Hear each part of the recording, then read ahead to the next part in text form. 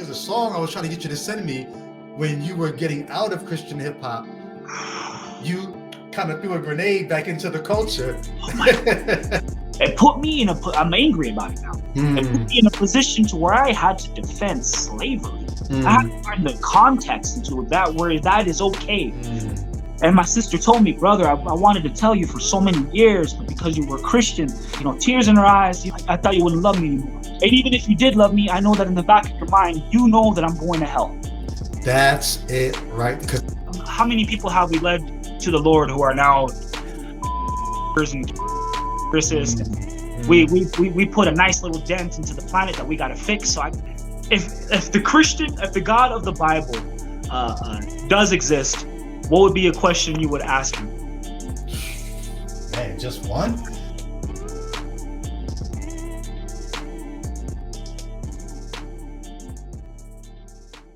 Where are you located at?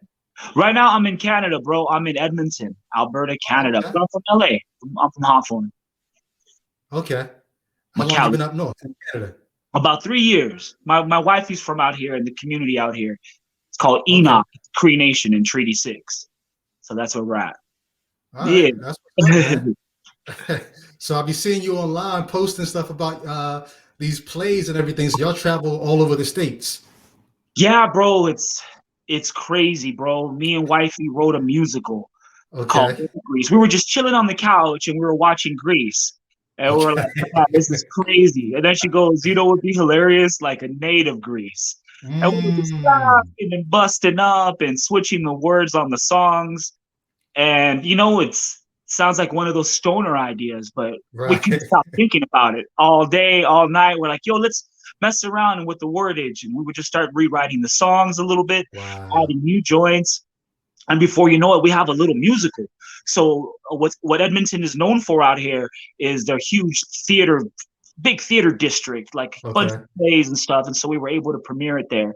And it got like crazy feedback. Before you know it, we want it here, we want it there. And we've been like touring it nonstop for 1.5 years.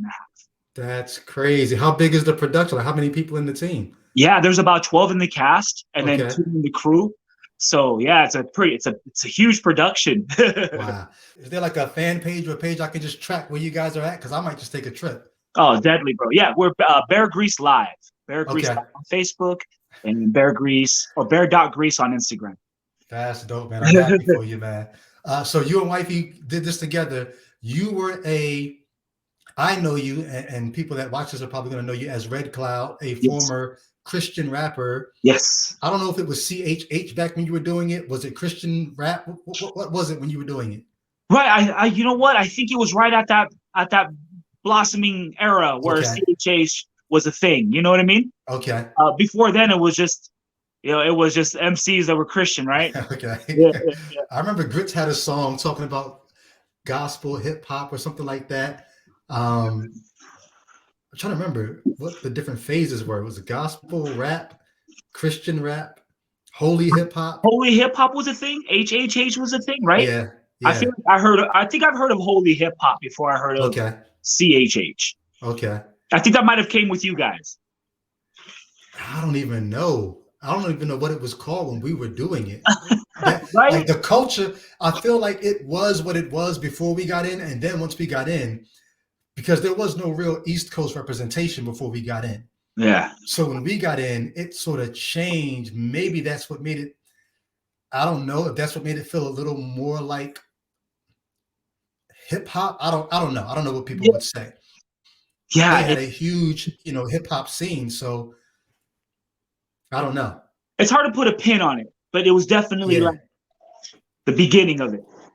Right. So we'll get back to hip hop in a second, but I'm just curious. So you were already writing rhymes and all that. What was your wife's expertise that allowed her to co-labor with you in this? Well, she's an MC too? Wifey's a DJ. She can MC, but her main thing is she's an actress. She's in a bunch of movies and TV shows, and she just brings that performance. You know what I mean? She went to Beverly Hills Playhouse in LA. Is that her in the poster behind you? No, no, that's not. I'll show you. She's beautiful. Okay. Yeah, this is her. Oh, Okay. Yeah, So what now, was she your DJ or no? yeah, she was my DJ. Wow, I missed that. Yo, what years were you active in the Christian rap world? I feel fresh out. I mean, in high school, so Okay. '96. I fresh out of high school. I started, Wow. that was going pretty big, and Okay. I was so dude. Let me tell you the whole story. I guess. Okay. Yeah, yeah, yeah. Um, so yeah, I'm from Hawthorne, California. My mom is Huichol Huirarica. It's a Hmm. tribe in Mexico, Mexican Indian. My dad Okay. from Guadalajara, and I was born in Los Angeles. Hmm. My mom was super young when she had me. She was 17 years old, bro. And so Hmm. she came to a new city to try to give me a good life. And before you know it, my mom and my babysitters came to the conclusion that I should be raised by my babysitters because my mom was young and was Hmm. probably wilding out. So I was Okay. raised by this beautiful Hmm. Mexican family in the heart of Los Angeles, California. And I grew up around the big gangster hip hop movement. Hmm. My dad was in a gang. My Okay. brothers were in a gang. My cousins, my uncles, everyone in my family was gang related. Okay. And it wasn't until I was in kindergarten, Hmm. my mom took me aside and said, you know what, uh, she gave me the good talk, she goes, hey, son, look at your brothers over there. Hmm. I got to pick. I wanted Hmm. to be your mom. I wanted to raise you. And my mind was blown, bro, at kindergarten. It was the first time my Hmm. mom told me this, that that's not your real dad. Those aren't your real brother. Well, who's my real mom? Hmm. That lady that comes by once a month and drops you Wow. $100. That's In your kindergarten. kindergarten, bro. So my mind was blown. And I remember, doggy, like my friends are running around playing Thundercats, and I would Hmm. sit there and just contemplate my Hmm. existence. I'd go, God, why did my mom want me? Why did Hmm. my dad want me? Never met him So before. hold on. I'm just curious. What was the talk about God around your I don't know what you call her, your foster mother, your what do you call her? Oh, I call it. That was my mom. Okay. What was the talk about God around the house? Non-existent. Okay. There'll be a candle burning here and there that represented a saint that looked Okay. out for our family So specific. something kind of Catholic. Yeah, borderline Catholic, but Okay. totally non-practicing. I think Right. we've gone to church. But that gave you the inroad when you started thinking about your existence to ask a God. Oh yeah, Okay. no, but I also like growing up. That was like just the talk, right? That's how Got you. everybody talks. God, Okay. why God? Mm-hmm. So I think that was the first. I think I have an auntie too. If I'm going to be honest, my auntie was super Christian. We'd call them the Hallelujahs, and that household was real heavy on, God and Jesus loves Okay. you. But it was an auntie of mine. Yeah, she was Mm. my auntie Marcella. She was awesome. Okay. But it was there. You know what I mean? But I Got was you. definitely non-practicing in our house. It was almost Okay. like, whatevs. But Mm-hmm. I would, yeah, again, as a little kid, bro, I would think like, why? Why am I here? Mm. Why am I created? All this, Mm. all this stuff, all the Mm. basic questions you ask yourself. Yeah, yeah. So growing up in Hawthorne, by the time I hit junior high school, grade 6, grade 7, grade 8, junior high school, our Mm-hmm. school had 1,500 kids in there. Half the school is black, half the Mm. school is Mexican. Everybody's a blood, a crib, some sort of essay. Everybody looked so much bigger than me, dog. Mm. Mustaches, goatees, Driving to school. just the And I remember minding my business, chilling in Mm. the cafeteria, eating tater tots, and I go outside and I see like 15 kids running to the grass area. So I run to the grass area and I see this big circle and I see these two big 8th grade kids just in each other's faces, just mad dogging each other. Mm. So 8th grade black kids just, what's up, homie? I'm gonna get, what's up, homie? Let's go. It was Mm. intense. I'm like, oh shoot, I'm gonna see this fight. So the circle starts gathering, and there I am, dude, like literally my first day at school, and I'm trying to look over everybody's shoulder to see a fight. And the dude was like, yo, somebody drop the beatbox. And the dude next to me covers his mouth, drops the beatbox, bro. And these dudes just tearing each other up. It took me a Mm. second to even process what was happening because they were making it up. Right. They were making it rhyme, Mm. and they were making it funny. Wow. How is it even? It looked like magic, bro. It looked like a big magic show, and I was completely blown away. And that's when I fell in love with hip hop. Period. Shout out to hip Period. hop. Wow. So I started Crazy. battling at school, Mm. and before you know it, that got me a little bit of attention. trying to style and be like these dudes at my school. And it got the attention of some local little pee-wee gangsters at my school. Yo, dog. Yo, ain't your brother so-and-so? Ain't your cousin so-and-so? Yo, what's up? Let's join the family. I got jumped into a gang. Wow. What age? 7th grade. Okay. Wow. I want to say 11, 12. Yeah. Youngster. My dad, but remember, everybody in my family is in one way or another affiliated, and it felt like more of the culture. I felt like this is what happens where we're eventually going to get jumped in somewhere, unless you're straight square. And that was the one moment in my little junior high school where people were starting to feel me and like me. And so I got the attention of the coolest kids in my school, and now they want me to be a part of their family. So I said yes instantly and got jumped in. And I had good writing, so I would do a lot of graffiti. And I would just freestyle for them as much as I possibly could. I didn't really do anything crazy, right? So come 8th grade, bro, here's the story. I'm about to ditch school. I emptied out my backpack. I took out all the books, took out all the folders, filled it up with spray paint, Brady, Krylons, everything that I could. I'm going to go tag. So when my boys get out of school, they're going to, up and down Crenshaw, up and down Rosecrans. They're going to be like, yo, homie got down. He wrote our name everywhere. So I was planning on that. So I'm in class. This is literally my testimony. So I'm in class, bro. And I'm like, all right, I'm going to jump the fence after this period and forget about it. And on the intercom, dude, hey, students, today we're going to have a very special hip hop assembly.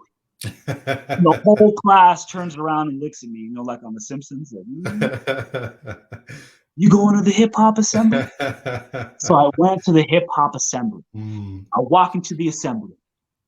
2 Mexicans on the stage, look like gangsters. Black dude, Jerry curl, red trim, look like a straight up blood. I'm like, what kind of assembly is this? I go, this is some scared straight. They're gonna give us some scared straight. Damn. And then the first dude grabs the mic and starts freestyling. Not just freestyling, but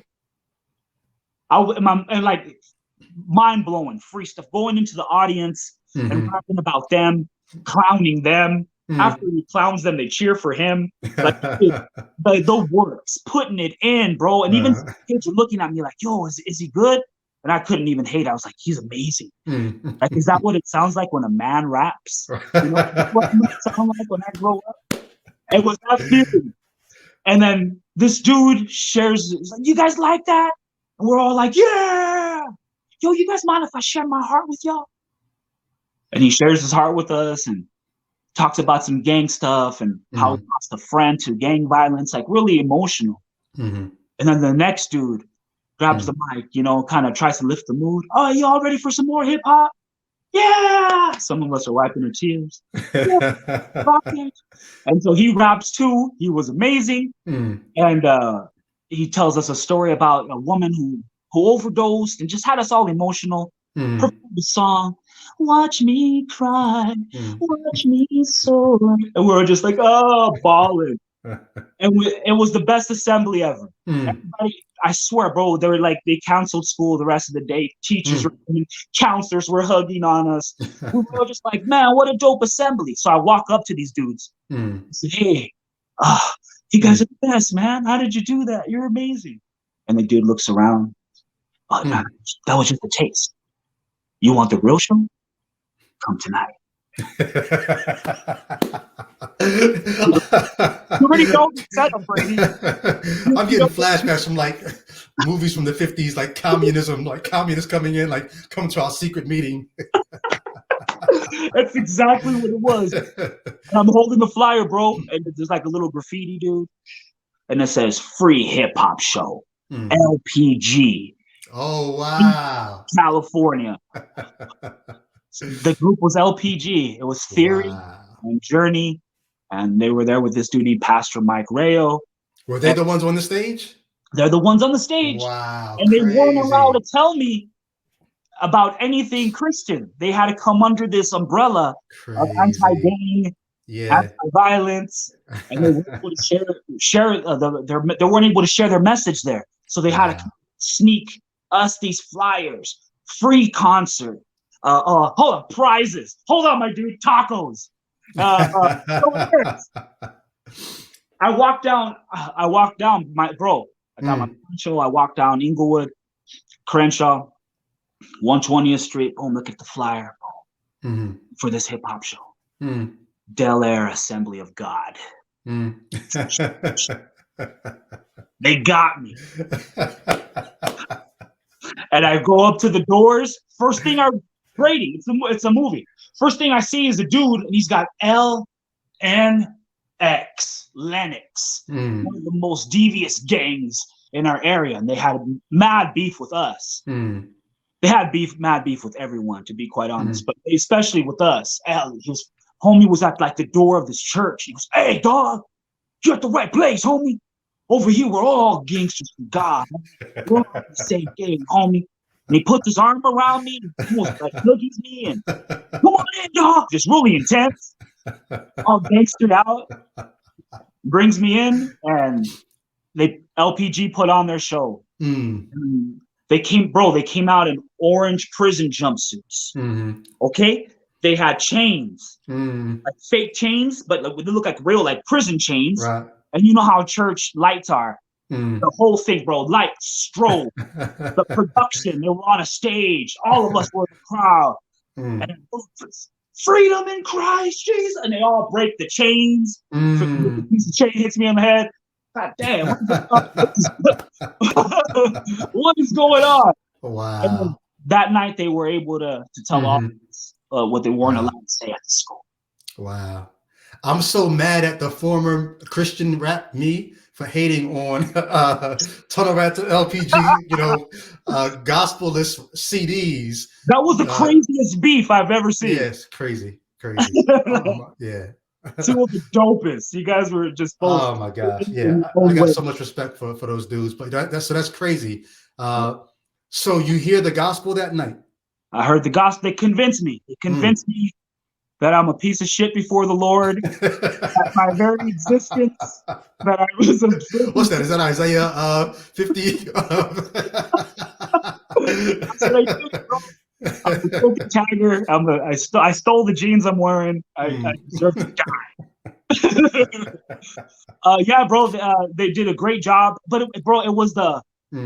I never had men tell me, "Yo, hey man, I love you, homie. You're my brother." Wow. I never had dudes around me going, "Hey, let me hear you rap." And I freestyle from, "Oh, you're dope, man. You're dope. We know your age, but Rafi, ended up being Tunnel Rat.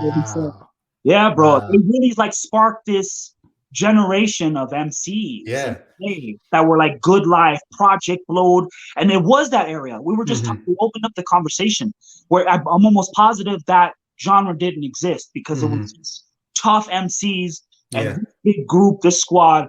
We were Christians and we thought that we were the dopest, and we would feel so good for tearing people up without cussing. And yeah, that was the beginning of it. Was this brotherhood, and it felt that's why it was so tight. And it was so familiar. And Pigeon John came out of this circle. And some MCs came out of this big circle that were hilarious. We weren't pushing the gospel as hard as you guys were. To me, it was cross movement that was like, damn, it was a reflection of us not pushing the door hard enough. Like, damn, you think you're with Jesus or you're not. Yeah, we could get into some of that too. I'm just curious.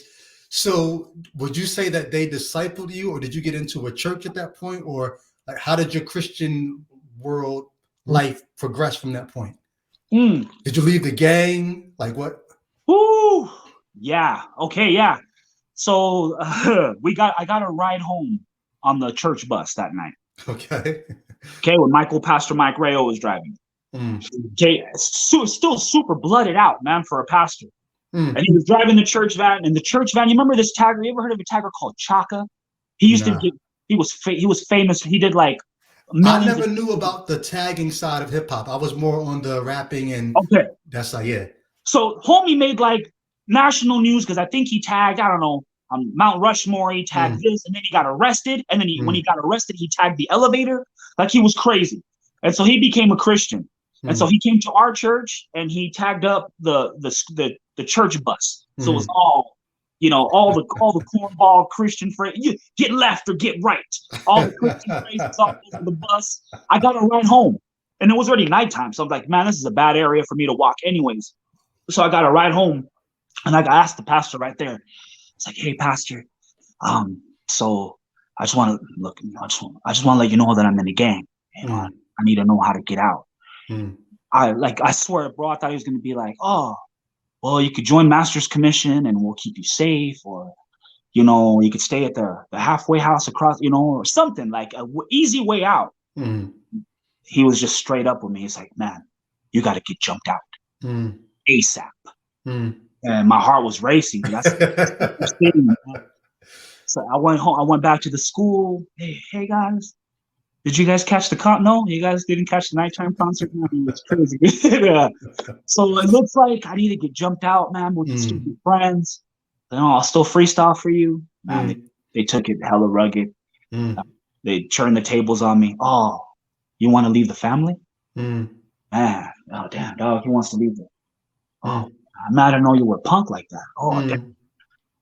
All right, man. Yeah, well, we're not jumping you out. No. Homies from high school are going to come over here and jump you out. Friday after school. Boom. So I had to live with that all week. Got jumped out Friday after school. I got jumped. We were one of the only Mexican gangs that had Samoans, blacks. Like it was, at that time, got jumped out by some Samoans. Quite the large dudes. Got stopped. Got a knot on my forehead. Busted me up real bad, dog. I was from a gang called Hawthorne Little Watts, and at that time it was crazy on the streets. But I made it. I'm alive. Went back to the church, so I wasn't specifically discipled or by LPG, but they definitely made that the home church for the area that we're in. They were more by Whittier, so they would come in. They would bring gospel gangsters over. They would bring Pigeon John over, LA Symphony. They would bring us a lot of people, and a lot of dope people came out of our church. But they weren't necessarily, that wasn't their home church at all. Okay. But yeah, I got jumped out and got into it, and huge youth. Yeah, it was a crazy movement. A lot of did you ever go to the Bible camps? No. I could imagine though. I've heard stories. Yeah. Those are wild too. Yeah. But yeah, that's how I got in. It was super crazy, and it was a big part of my testimony for a long time. Wow. So so you start growing. I guess you spent the next couple of years, I guess, growing in your faith. Yeah. At some point, you become a nationally known Christian rapper. I did. I got a record deal. I got a record deal in 99. Okay. 99, 2000. That was Syntax. Remember Syntax Records? Yeah. I think that's when I heard of you, because as a Christian, you always like when you have like some sort of oddity or some sort of rare, we got a Native American on our team. Like we got one of them. So there was this talk about you being one of us. Fresh. But I don't really, and there's a song I was trying to get you to send me when you were getting out of Christian hip hop. You kind of threw a grenade back into the culture. I only heard about the song. I never heard the song. That's how it lives right now, kind of as a legend. Oh man, yeah. How do we get to that part? Now, did you get out of Christian hip hop before you got out of Christianity, or was it? No, and it wasn't really getting out of Christian hip hop. I was at Syntax Records for quite a while. Okay. And then we had a falling out. I think I was smoking herb. And that kind of was like the record label gave me an ultimatum of almost like, yo, you need to go to rehab and get right with the Lord for our partnership to continue. And I was like, yo, I'm not going to rehab for no weed. Like on happy. What was your strength in that argument? Because as a Christian with these puritanical views and all that, I could imagine the pressure of we don't do this, we don't do that, we don't smoke weed. What was your confidence in? I think everything started bubbling up, right? I'm like, yo, like it felt like they took away. They showed me how much power they had over me. They took my Twitter handle. They took my MySpace. Can you believe they took my MySpace handle? It was that everything was like they were showing me like, yo, we take everything away from me, and it put me in this angry position to where I was like, yo, how are you? This can't be right, because it definitely does not feel right. And the way you're going about it feels like a huge setup. And it caused a big beef between me and my wife, who was probably at the time just looking out for me. You know what I mean? But they all got involved together.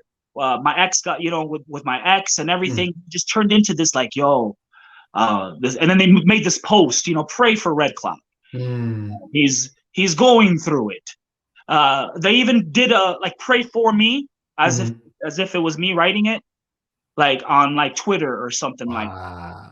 So this has to be what, 2005-ish? I want to say 2007-ish. Okay. I got to look up Evandalism when that came out. It was that year. That's what it was. Evandalism. That's what it was. Hold on. I just don't want to. We're old now, so I don't know. Evandalism, Red Cloud. Hold on. Give me one. Yeah. Oh no, that's the old stuff. If I knew the name, I probably would have been able to search for it. Yeah, no, this is like I did a little one-man theater show called Evandalism about me leaving the faith. So that's the main thing that comes out. But that wasn't the name of the song. That was also the name of the song. Okay, yeah, that's what I thought. Yeah. But yeah, I want to say 2007. Could even be 2010. One of those two. Yeah. But that's when I dropped it. I felt like everything was taken away from me. I felt like I wasn't getting the support from my brothers in Christ either. And then I was like, man, I didn't do anything. I've actually heard some stories about these fools. Right. And I've actually seen some stuff about these fools. Right. And so like, all right, let's burn the house down. And I tried to burn the shit down with everybody. It was a big dick. Okay.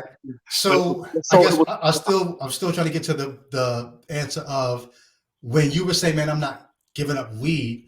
What was your confidence as a Christian in being able to say that? Like, what were you? Was it a particular worldview or scripture or? I felt like it wasn't a sin. I tried to use he made all these things for you to use and the roots of the ground. And I tried that was a big part of it, right? Trying to find the scripture. And that's a big part of Christianity, like trying to find the scripture that backs the bias. Right. That's what it felt like for me. I was like, man, this is like, I just doesn't feel wrong. You guys are all, I've been to freaking, what do you call it? Gospel Fest, or what did they have in Tennessee? In Nashville? The GMA thing? Yeah, like half of these dudes drink like pirates. I barely smoke when I get a chance, and I by myself. I don't bother nobody, And y'all are making this big scandal over it. It just didn't feel right, even though I did try to find the scriptures that back my bias. It was just a battle of this book tells you two things at the same time. It tell you this, but it could also tell you this. Right. Yeah. Okay. Yeah. So I really didn't have much of an argument other than like, I don't feel it's wrong. It really helps me. It chills me out. I love it. I love the, that's who I am. Like, I don't bother nobody with it. I smoke on my own. I love the vibe. Hip hop is so dope with it. I love writing with it a little bit. I love washing the dishes after. So you wrote Christian raps while you were on cannabis? I want to say yes. Ooh, I'm telling. I want to say I wrote a couple of Christian raps. I might have been hitting it if in a couple of the verses, like Wow. Yeah, for sure. Yeah. Okay. So you depart from the label. You throw the grenade of Evandalism. I threw Evandalism. It lived for 3 days on YouTube. I put it up. Oh, look at this. I put it up like on Good Friday, and I took it down. Okay. Yeah. I guess I'm trying to get the chronology. At what point in that process did you say not only? So was it the label? Was it Christian hip hop, or was it Christianity that you were leaving with Evandalism? I was leaving the label. Okay. And I'm leaving the subgenre of hip hop, Christian hip hop, with that. Okay. I was still a Christian. Right. It wasn't like I stopped believing in God at that moment. I was just mad at the way it was. Oh man, and I had this, I had another point that I was gonna. It'll come back to me. But it was just not the right. It was not the right feeling. You know what I mean? It was like really whack what was happening to me. And so even though I stopped, working with the label, I didn't necessarily stop becoming a Christian. I was still a Christian for many years after that. So let's go in between there. Why also leave Christian hip hop? If it was just the label issues, what made you say even the genre is not a good fit? It was cornball. I was like, how was this not going to happen again with somebody else? Also, who's going to sign Marijuana Joe over here? You know what I mean? It already had like kind of almost like sabotage me in the genre, so it almost forced me. I want to say it walked me out smoothly. I don't even think I left off. Come on, I want to stay. That was my choice. It's like, yo, it's time to exit. Gotcha. There's nothing you can do here. Okay. Yeah, and I think I did a hard 180. Maybe I started cussing a little more than I should have on the songs immediately. There was this freedom of being on with it for a couple of years while still being a believer. And I've only been a non-believer and atheist for maybe 3 years. Yeah. Okay. So that's a long. So then you were a Christian for another decade or so. Almost another decade, yeah. Almost another decade of not true of course, you know, you go through your phase of you're almost building your own God. You know what I mean? And slowly like, yeah, but you know, this is corny, I'll do it my way. Oh, my way, God is more chill. And in my way, you know, he's not petty. He can't be this petty. We can't all be going to hell because you know this lady ate from an apple. And I can't. He still exists, but maybe this is wrong. He still exists, but maybe this was man-made. Because I can't see the God that I'm serving be so petty and be so worship me and all day, and I should be your number one. Like somebody who's dope, you give them that. They earn it from you. You love them so much because they're so dope. It's not necessarily a like, do this or so. I was slowly like taking off these layers of God had put on as a Christian, that I was told that this is the description of him. Yeah. And like I can hear the Christians saying, oh, so you're building God in your own image. Yep. But I believe that every person builds it. So like, okay. You know what I mean? You start with you know, you close your eyes. What does God look like? To this dude, it's blonde. To this dude, it's brown. To this dude, the Jesus in the living room. The native Jesus in my living room. You know what I mean? Like, and you can read the same Bible as someone else and still do that. And still, well, I take this verse this way. I take this verse this way. You're still building your own God. That's why we have all these denominations. Because they can't agree on any one of those things. You know what I mean? They build it to what they can, to what they can see. Wow. To what they can handle. Yeah. So we just did an episode on Ichabod. I forgot to say, welcome to Ichabod, right? This is the Ichabod podcast. But we just did an episode on the stages of deconversion. And so that's sort of what you're talking about now is your stages of deconversion was first recognizing that the small bubble that you were in was sort of contrived and kind of manufactured by men. So you just get out to the bigger bubble. Let me just deal with Christianity as a whole, not just Christian hip hop thing. But even in that, you realize we kind of are building this thing on our own. Anyhow. Right. And so you start taking, well, I can take that off then, and I can take that off then, and I can. At what point, or what was the cause of you saying after 10 more years as a Christian of you saying, you know what? I can do without this. This isn't true.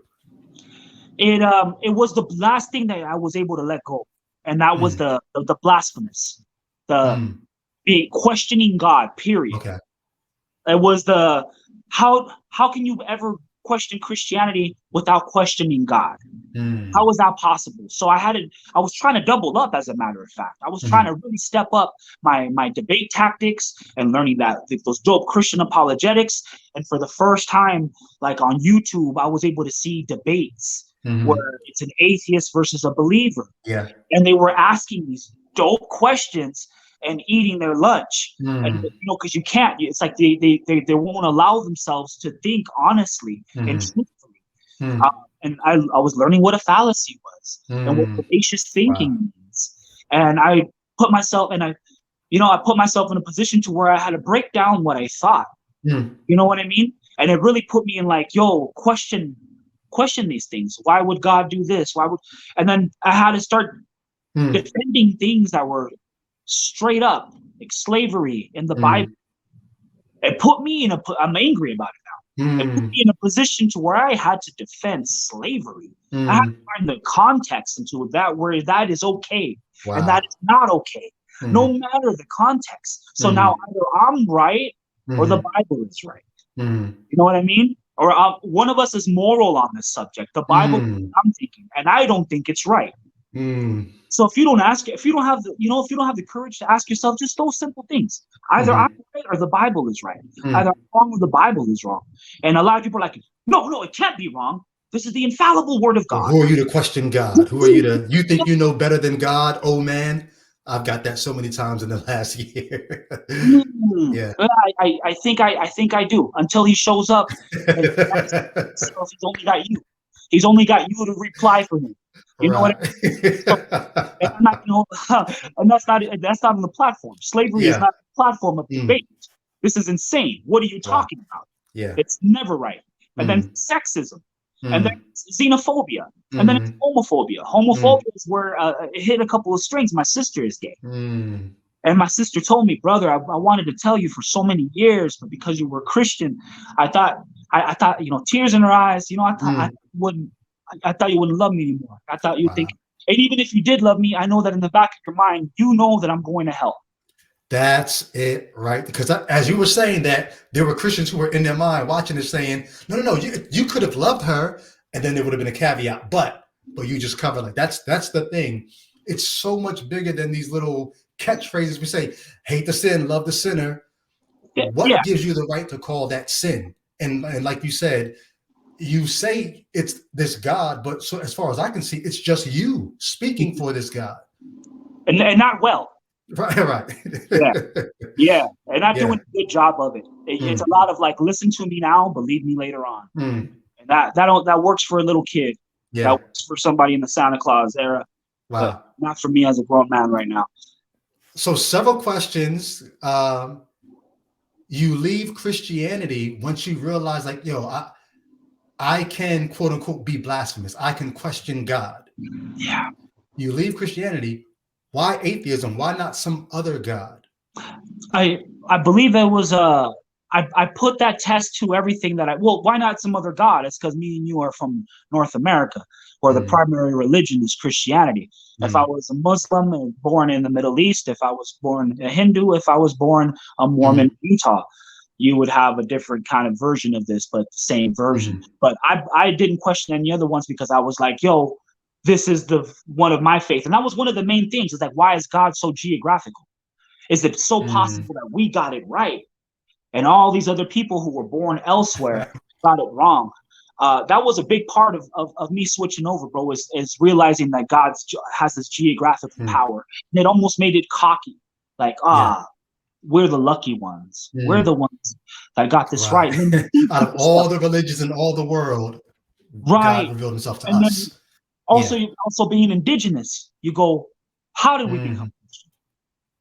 Mm. Mm. Oh, that's right, through genocide.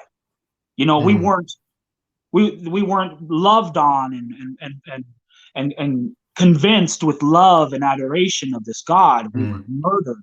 Mm. 100 million of us. We were Yeah. put into boarding schools. We were put Mm. into residential schools. We had the Indian beat out of us, where Mm. it was almost a sin just to be native, where it Mm. was, it meant it was a death sentence. You know what I mean? So if Yeah. God does exist, he Mm. doesn't really like indigenous peoples or black folks. He's Mm. trying to wipe us off the face of the earth so many Mm. times.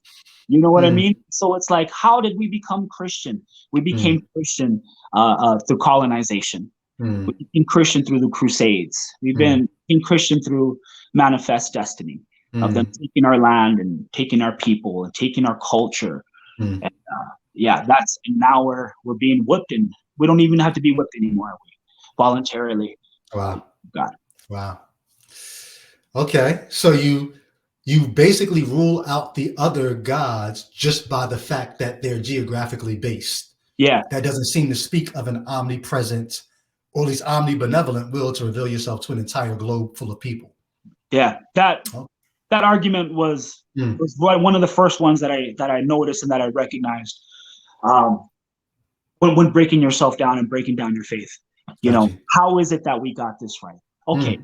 And then it was easy. Somebody answered me once, in a debate, of God having a purpose in your life and your purpose and this and that, and like, what's the purpose for a starving African begging for a bowl of rice? What's the purpose for a little girl in Tijuana, Mexico, who's about to be sent to some sex trafficking? What are the purposes? You have a purpose because you're living a first world. You can make a purpose out of your life because you have a big chance. Your chances are higher too. What, does God not like these people? Oh, why? Oh, why is he so geographical? So that was able to X that box out. Gotcha. Really quick.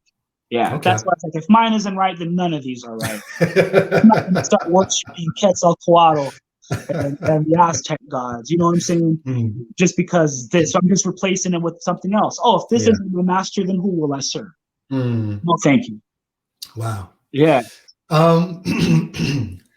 So you rule out the other gods. You then say, I think, are you strong atheist or are you hard atheist or soft atheist? Ooh, man, I think on different stances, I'm one or the other. I would lean towards being an agnostic atheist. Okay. Just for debate purposes, you know what I mean? Because I'm not making a declaration that God doesn't exist. I have yet to see any strong evidence or anything convincing to tell me that he does. So until then, I don't believe that there is a God or any God. Yeah. So I would say I would lean towards soft atheist, but I'm a man that loves to learn a lesson. I love being educated. If you could teach me something, I'm quick to change my mind. So if you have any evidence for it, I would stop being an atheist. Would I still serve that God if he's the Bible God of the Bible? Absolutely not. I'd be a strong anti-theist. Good stuff, man. Good stuff. Only 3 years in this journey as I don't think God is the right answer. Maybe there's got to be something else. Who's helped you? Were there any? You said you watch these debates between Christians and atheists. Are there any particular people who helped you think these things out? Books or speakers or anything like that? Well, yeah, I mean, the Dan Barker, Christopher Hitchens. I got into Carl Sagan. I love all the new dudes, the Matt Dillahunties, the Aaron Ross. I'm really loving Forrest and Forrest Whitaker is a beast. Dude, man, he's just so amazing. It really is. It's hard. I said Forrest Whitaker, Forrest Valkai. I heard Whitaker and heard Valkai in my head too. Valkai, holy man, sick. Like these dudes are all dope, and I'm able to, that's what's awesome about putting your work out. You can somebody can be your student without your permission. And I'm sitting there listening to these debates and listening back and forth and what would I have said and who has right, and just simple phone calls on Atheist Experience or The Line, really dope back in a street epistemology. Just watching street epistemology videos where the homie isn't really saying anything. He just asks questions. Make you question. And you have to think. You have to think. It's on you. And so, just learning that, practicing, trying to learn my, what's fallacious, learning about the fallacies, learning about when I don't have a foot to stand on in something, and and the power of when you don't know, you can just say you don't know. How about that? Something freeing about that, isn't it? It's so amazing. To not have to know, to not have to pretend to know. Yes. We don't know. I don't know. I don't think we know. Yeah, I don't think this is where we are. Yeah, this is what it is. How about we work on what it is? Yeah. Wow. Good stuff, man. Good stuff. One more question for you, I think. No, 2 more questions for you, and then I could let you go, or you could throw some back at me, or whatever. One, do you miss having a meta narrative? Do you miss having here's what's happening in the world or in the universe? There was something very role-playing, very RPG, very Dungeons and Dragons about being a Christian, about being on this mission. And there's these demons and monsters. We could save the day and take as many people with us. And when our hero's going to return. Our hero's going to return for us while we're alive. I'm not even going to die. I'm so beautiful that I'm going to be raptured. Mm. And God's going to take me in the flesh. Mm. And there was this, I'm going to live forever. There's that, because as long as you fear death, there's going to be a cult ready to take you in that's going to say, nah, you can live forever in my part. And so there was that not having to deal with reality. It was where fantasy felt more comforting than the reality of it. Man, we're going to destroy the earth. And then having this, I don't care, Jesus is coming back to take care of the earth. So it doesn't matter what we do to it. It says right here in this book that everything's going to be okay. It's going to be paradise. Yeah, he's going to renew it. And so there was this thing about not caring that is sometimes missed by Christianity and having that meta narrative behind it. There's something about that was like, man, is this big? But when you realize that reality is a lot more scarier than fantasy, you start dealing with the matters at hand. Okay, I might not see you in the afterlife, homie. Let me tell you how much I love you right now. I might not be able to do this later, man. Let me take care of it right now. Now I'm more afraid to die without doing something positive and leaving an earth behind for my kids and for my future generations and leaving it than how I found it. Wow. Yeah. Good. That's good. Thank you, man. Wow. Okay. So then one last question then. And I'm throwing questions at you that I deal with, or that this is what people tend to come to former Christians with. How do you deal with the question of morality now? Is there such a thing? How do you justify what you call right or wrong? I mean, I believe it's easier than what we think. When your mind is like, how do you justify morality?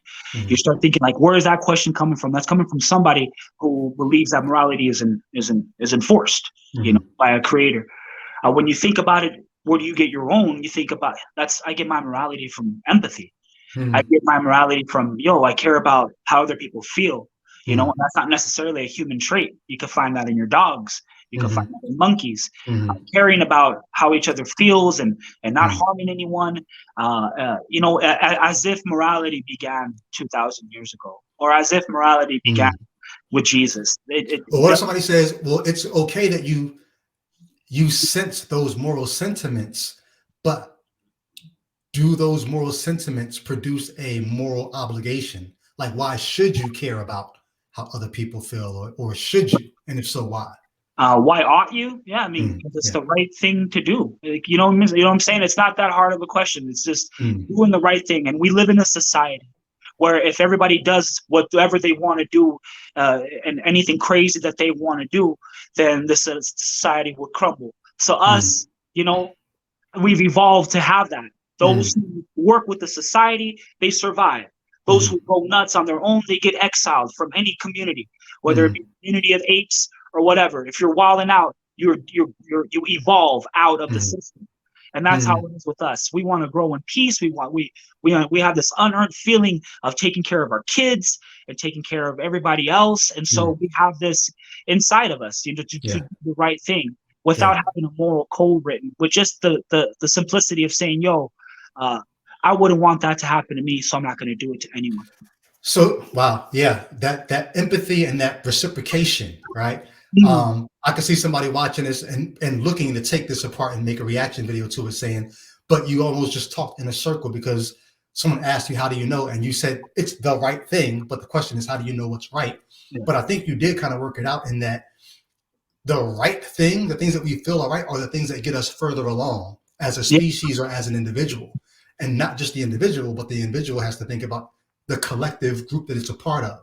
The things that get us further along are, quote unquote, the things that we sense as, oh, that's the right thing. There's so much more to be said on that, but I know there are people who are just looking to take it apart. Yeah, what you think is a moral code that comes from the creator. We take time to think about it as something that we've evolved into since the first Homo erectus walked straight. The more we work together as a society, as a species, the more we're unified we are, the more we get along, the further we get along. You know what I mean? Yeah. Good stuff, man. Oh, Good man. stuff. For sure. Yeah. So if you and your wife do this traveling production. Are you in it, or are you just behind the scenes? I'm also in it Okay. until I find another character to play my role. But I love Okay. writing, dog. Writing and Yeah. creating content and writing. I love acting too, and the singing. But man, I'm in my 40s now, so it's like every day I'm striking these Travolta poses. But I'm waiting for some youngins to come by and be like, "I got you. Let me take care of it," so I could just write and be chill. I'm going to try my best to check you guys out. I'm going to find out. You said beargrease.com? Beargreaselive.com. Beargreaselive.com. Anything else you want to plug? Oh man, no, that's it, dude. I just can't believe I'm talking to you. I'm so happy. I'm watching you on your journey. I was getting crazy PTSD when you came out, and flashbacks to what would happen to me.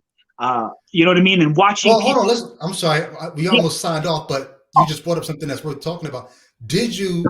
Were you vocal about your deconversion, and what kind of pushback or did you get?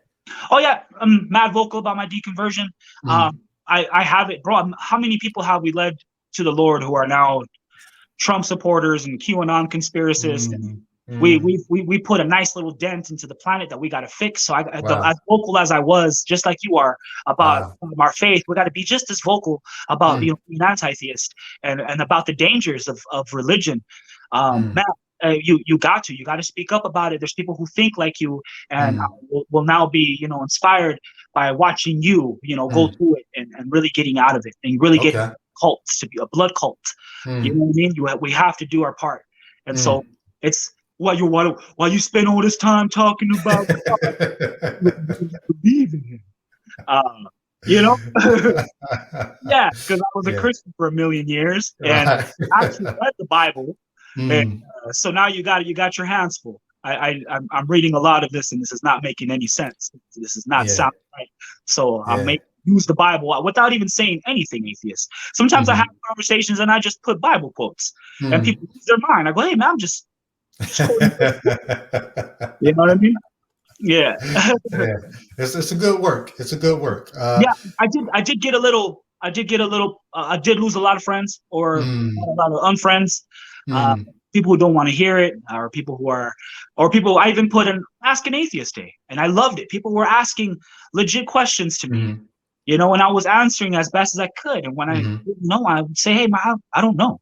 But this is what I think, and so it's dope watching that. But I was asking you, if you don't mind, man. I was watching you, become deconverted, and dude, stumbling upon videos of people just sounding off, on a brother. And so I immediately, not like to the rescue, but like, yo, I got your back. I feel what you're going through, and it's hard watching people who used to love you, tell you you're going to hell, like just straight up, or watch what's going to happen to you. Well, we'll see. Like almost like they love the idea of you burning more than they miss the idea of you being part of their kingdom gang. Yeah. I find myself saying to people that warn me about hell, like, how do you feel about a God who would send me to hell? Yeah. Like, I appreciate that you care that I might suffer forever. How do you feel about the God who would cause me to suffer forever? You said yourself. Right. He's not doing anything to you. You're doing it to yourself. Like, what would you have me do if I don't believe this? I cannot make myself believe this. What would you have me do? Yeah, what would you have me do? And don't you think God would, even if I faked it, don't you think God would know? Right. Isn't he all knowing? You think I can trick God into just believing for whatever if he does exist? That's good. If you could, if the God of the Bible does exist, what would be a question you would ask him? Man, just one? Yeah, just off the top. Off the top. Oh man, I don't know, man. I don't know. I would want to ask something that's very beneficial for humanity. Yeah. But I feel like I got so many thoughts going through my head right now. Yeah, dude. It's like because I'm thinking anything I say can become fuel for somebody to say, "Aha, see." Aha! Without the aha twist. If a question about the Bible. About the Bible. Okay, cool. That narrows it down. Because I'll tell you what I was going to say. I put a video up about a condition that I suffer from. Mm-hmm. It's like torture. And I think I would ask a very selfish question that would do nothing for me believing in the God. It would satisfy me. Why did I have to suffer that way physically? I want to know. I spent so many days and hours like asking God in my heart, why are you picking on me? Yeah. You know what I mean? Yeah. But about the Bible, I think I have the one question I've asked God is, why is it okay for you to lie? Yeah. Woo! Yeah. Why is it okay for you? Because it's a do as I say, not do what I do. Right. You know, you have verses like, Romans 1, where, men are without excuse because the invisible qualities of God can be seen from the things that are visible. So this is an appeal to use your empirical data and your rational mind to put two and two together and arrive at God. But that was before telescopes and microscopes. You know what I mean? So now when I use my empirical skills and my rational mind and I put two and two together, I don't get the picture of the world that you painted in your book. But you're telling me things about the way the world is. That's not how the world. Why is it okay for you to lie? Yeah. Why should I believe you? Yeah. How can I believe you? Right.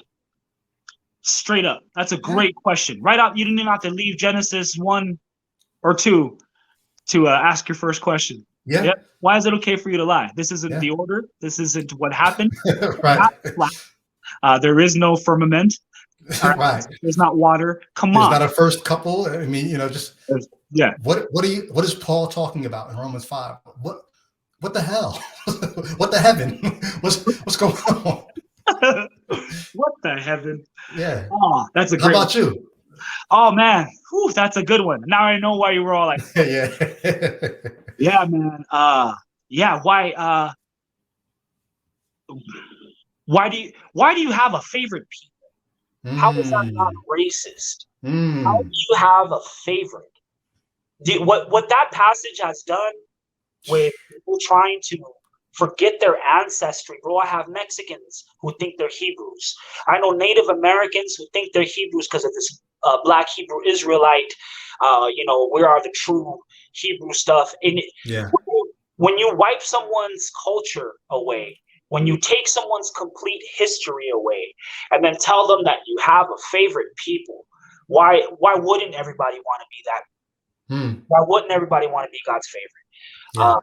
That right there messed up a lot of stuff out here. Yeah. Wow, that's a great question. That's a great question. I often think about, like, at some point in my deconversion, I began to look for the signs of humanity. Like, where are the human fingerprints on the Bible? And the idea that you have an ancient people claiming that our God says it's okay to commit genocide on this group and this group because we need their land. Our God says it's okay for us to not just go in and commit genocide, but take the young virgins for ourselves. Our God it's our God, it's our land, it's our people. If that's not a sign of the fingerprint of humanity, like, imagine any other group of people saying that. Yep. But they all did say that. Yep. You know what I mean? Like, yeah, that's a great question. Yeah, and it feels powerful when you feel like God is on your side. But what if you're the Amalekites? What if you're Native Americans? Yeah. What if you're Black during the transatlantic slave trade? Yeah. During segregation? Yeah, there's a big, like, if you obviously, have a favorite if you do exist, and we are not dead. Yeah. Wow. I wish I was. It's so free to know that that's not some fairy tale nonsense. Wow. Hey man, we probably could do another one of these because I think there's so much more. But I appreciate you chiming in on Facebook. I'm not going to be as active on Facebook this year as I was last year. Last year was my kind of coming out year. Yeah. I got a life to live. The Christian community would be bugged out if they saw like the life I live outside of, you know, what happens on Facebook. Like I live a life. Yes, sir. But Good. I am going to still be on Facebook a little bit this year. But I appreciate you chiming in, posing questions, and helping to get people thinking. Because I think all it takes is a little bit of just allow yourself to think. Just a little bit. I think we asked some very simple questions today. We weren't trying to bust anybody's chops. Yeah. I think my testimony on becoming a Christian and leaving the faith are both you know, strong to somebody. It both can mean something, as with yours. Yeah. Yeah, man. Great stuff, man.